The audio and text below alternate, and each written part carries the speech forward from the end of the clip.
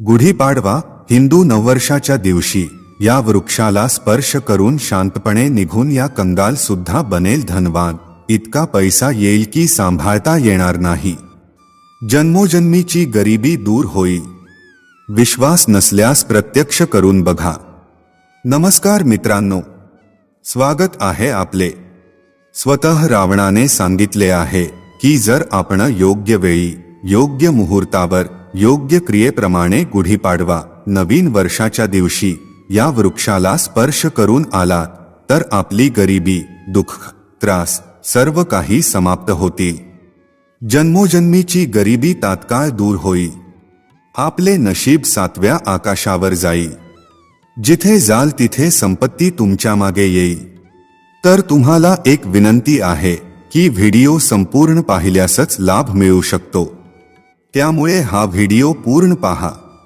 जर आज तुम्ही हा व्हिडिओ मध्येच पाहिला, तोडून पाहिला, तर नवीन वर्षामध्ये तुम्हाला कधीच यश मिळणार नाही आणि तुम्ही संपूर्ण वर्षभर त्रस्त राहाल. भक्तांनो, या व्हिडिओमध्ये आम्ही तुम्हाला अशी झाडे सांगणार आहोत ज्यांना फक्त स्पर्श केल्याने तुमची गरिबी दूर होईल आणि माता लक्ष्मीची अशी कृपा तुमच्यावर होईल की नवीन वर्षात तुम्ही धनवान व्हाल. जर तुम्ही गुढीपाडव्याच्या दिवशी मी सांगत असलेली झाडं ती फक्त स्पर्श केली तरी तुमची गरिबी दूर होईल. जर तुम्ही हा संपूर्ण व्हिडिओ पाहिला, मित्रांनो, तुमच्या फायद्यासाठी हा व्हिडिओ पूर्ण पहा. तुमचे जीवन बदललं नाही तर मला सांगा. तर चला जाणून घेऊया की कोणती अशी झाडं आहेत ज्यांना नवीन वर्षात स्पर्श करून यावं लागतं. पण त्याआधी जर तुम्ही या चॅनलवर नवीन असाल तर चॅनल सबस्क्राईब करून व्हिडिओला एक लाईक नक्की करा. मित्रांनो, हिंदू संस्कृतीमध्ये अनेक प्रकारच्या पौराणिक मान्यतांना महत्त्व दिले गेलं आहे. अनेक अशा झाडाझुडपांना देववृक्ष म्हटलं गेलं आहे आणि ते अत्यंत शुभ मानले गेले आहेत. निसर्गात असलेली अनेक अशी झाडझुडपं आहेत जी आपल्या जीवनात चालू असलेल्या अडचणी दूर करतात. विशेष गोष्ट अशी की झाडाझुडपांची केवळ लोक पूजा करत नाहीत तर औषध म्हणूनही त्यांचा वापर करतात. ही अनेक प्रकारच्या आजारांवर उपचार करतात आणि वेद पुराणांमध्ये सुद्धा अनेक प्रकारच्या झाडाझुडपांचा उल्लेख आहे. मित्रांनो, आपल्या हिंदू धर्मात देवी माता राणीचे अनेक स्वरूप सांगितले गेले आहे, ज्यामध्ये वृक्षांना देखील देवीचे स्वरूप म्हटलं गेलं आहे. तर आज मी तुम्हाला अशा वृक्षांबद्दल सांगणार आहे ज्यांना गुढीपाडवा हिंदू नववर्षच्या दिवशी स्पर्श करणं अत्यंत शुभकारक मानलं गेलं आहे. नवीन वर्षात यांना स्पर्श केल्याने शत्रुदोष, कर्ज दोष, गरिबी दोष सगळं काही समाप्त होतं. नवीन वर्ष गुढीपाडवाच्या पावन सणात काही असे वृक्ष आहेत जे देववृक्ष म्हणवले गेले आहेत, देवी वृक्ष म्हणवले गेले आहेत. हे देवींचे स्वरूप असतात, माता कालीचे स्वरूप असतात आणि आपल्या धर्मात झाडाझुडपांना देवी देवता मानून आपण त्यांची पूजा करतो आणि आपल्याला पूजा नक्कीच करायला हवी. सायन्स देखील म्हणतं की झाडे झुडपं माणसांना फुकट प्राणवायू पुरवतात. झाडाझुडपं आपल्याला ऑक्सिजन देतात आणि आपल्याकडील कार्बन डायऑक्साईड ग्रहण करून सर्व प्रकारच्या नकारात्मक गोष्टी त्या स्वतःमध्ये शोषून घेतात आणि आपल्याला तेज प्रदान करतात. झाडाझुडपं स्वतः तीव्र उन्हात तापतात पण माणसांना शीतल सावली देतात. आणि नवीन कार्याच्या वेळी काही अशी झाडाझुडपं आपल्या धर्मशास्त्रात सांगितली गेली आहे ज्यांना स्पर्श केल्याने व्यक्तीचं बंद नशीब उघडतं, व्यक्तीचं सौभाग्य चमकू लागतं. आपल्या शास्त्रांमध्ये झाडाझुडपांना अत्यंत गुणकारी म्हटलं आहे कारण त्यामध्ये साक्षात देवता असतात. अनेक आजारांवरचा उपचार झाडाझुडपांमध्येच दडलेला आहे. झाडाझुडपांमध्ये अनेक औषधी वनस्पती आढळतात. भगवान श्रीकृष्णाने गीतेमध्ये स्वतः म्हटलं आहे की वृक्षांमध्ये मी पिंपळाचं झाड आहे. पिंपळाच्या वृक्षाला वृक्षांचा राजा म्हटलं जातं कारण पिंपळ वृक्षाचं आयुष्य सर्वाधिक असतं. सर्वात जास्त पिंपळ वृक्ष सर्वशक्तिमान असतो. पूजा पाठामध्ये याचं विशेष महत्त्व असतं. तर चला आज मी तुम्हाला नवीन वर्षामध्ये स्पर्श कराव्याच्या वृक्षांबद्दल सांगतो. तर कमेंटमध्ये जय माता दी नक्की लिहा. मित्रांनो, आपल्या धर्मशास्त्रांमध्ये अनेक असे वृक्ष आहेत जे कल्याणकारी असतात, मंगलकारी असतात. जर या वृक्षाला तुम्ही स्पर्श केला तर तुमच्या सर्व प्रकारच्या अडचणी, सर्व प्रकारचे कष्ट हे सर्व समाप्त होतात. विशेषतः गुढीपाडवा, हिंदू नववर्षाच्या दिवशी याचा प्रभाव अनेक लाख पटींनी जास्त असतो, कारण या वेळी जे अचेतन असतं ते देखील चेतनायुक्त होतं. म्हणजेच यावेळी शक्ती आपल्या पृथ्वी लोकात उतरते.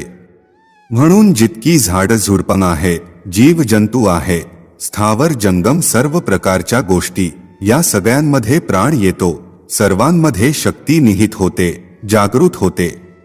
त्यामुळे यावेळी कोणीही व्यक्ती झाडांजवळ जाऊन स्पर्श करतो. विशेषतः जे देवी स्वरूप झाडं आहेत, तुम्ही जाऊन त्यांना स्पर्श करता तर तुमच्या जीवनातील अडचणी, दुःख, वेदना, कष्ट, आजार, व्याधी, भांडणं, जीवनातील मोठमोठ्या समस्या सर्व समाप्त होतात.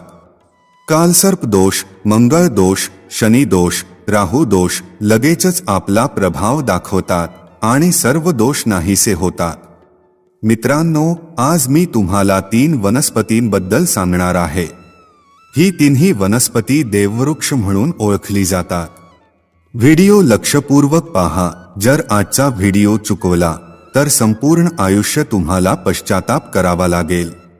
कारण हिंदू नववर्ष हा एक असा सण आहे, एक असा काळ असतो की तुम्हाला दीर्घ पूजा पाठ करण्याची गरज नाही, तर फक्त 9 दिवसांतच तुम्ही तुमची समस्या, तुमची गरिबी स्वतःच्या डोळ्यांनी नाहीशी होताना पाहू शकता. मी ज्या देववृक्षाबद्दल सांगत आहे, हे सगळे वृक्ष तुम्हाला तुमच्या घराच्या आसपास सहज मिळतील. मित्रांनो, व्हिडिओमध्ये पुढील माहिती सांगण्यापूर्वी जर अजूनही कमेंट बॉक्समध्ये जय माता लक्ष्मी लिहिलं नसेल तर जय माता लक्ष्मी नक्की लिहा. जेव्हा तुम्ही आमच्या कमेंट बॉक्समध्ये जय माता लक्ष्मी लिहिता तेव्हा आम्हाला खूप छान वाटतं आणि तुम्ही आमच्या व्हिडिओला लाईक करता तेव्हा आमचं मनोबल वाढतं, ज्यामुळे आम्ही आणखी चांगली माहिती तुमच्यासाठी घेऊन येतो.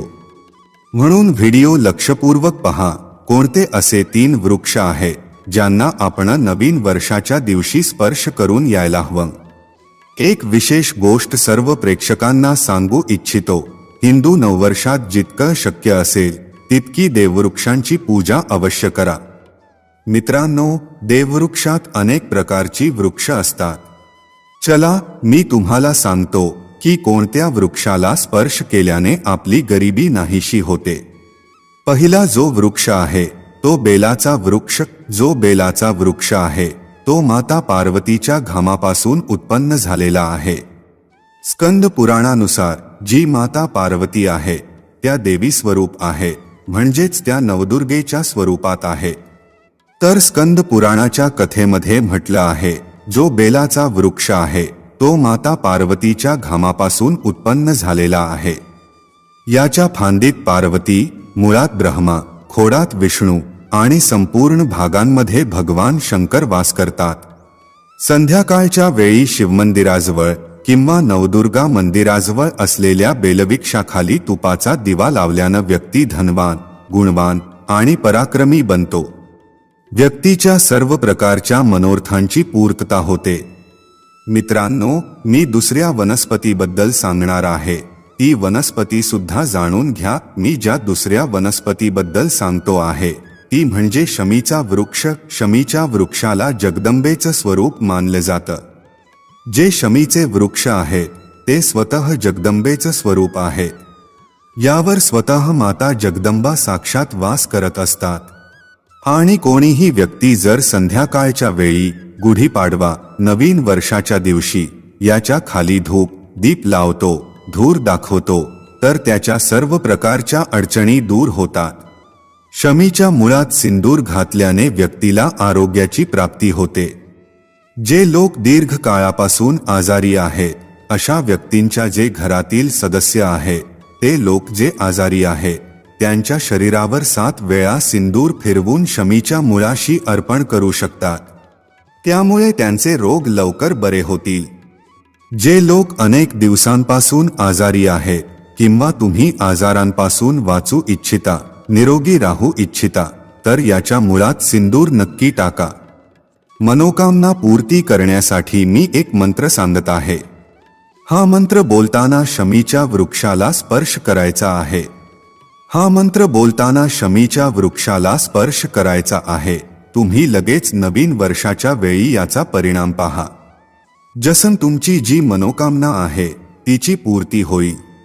तुमची जी दरिद्रता आहे ती दरिद्रता समाप्त होईल. तर मंत्र कोणता आहे? तर तुम्हाला बोलायचं आहे, मम मनोर्थे पूर्यंता मम दरिद्रनाश. हा मंत्र तुम्हाला बोलायचा आहे. हा मंत्र बोलताना शमीच्या वृक्षाला स्पर्श करायचा आहे. सर्व प्रकारच्या तुमच्या मनोर्थांची पूर्ती होईल. तुमची जी दरिद्रता आहे ती दरिद्रता समाप्त होईल. तुम्हाला स्पर्श करताना बोलायचं आहे.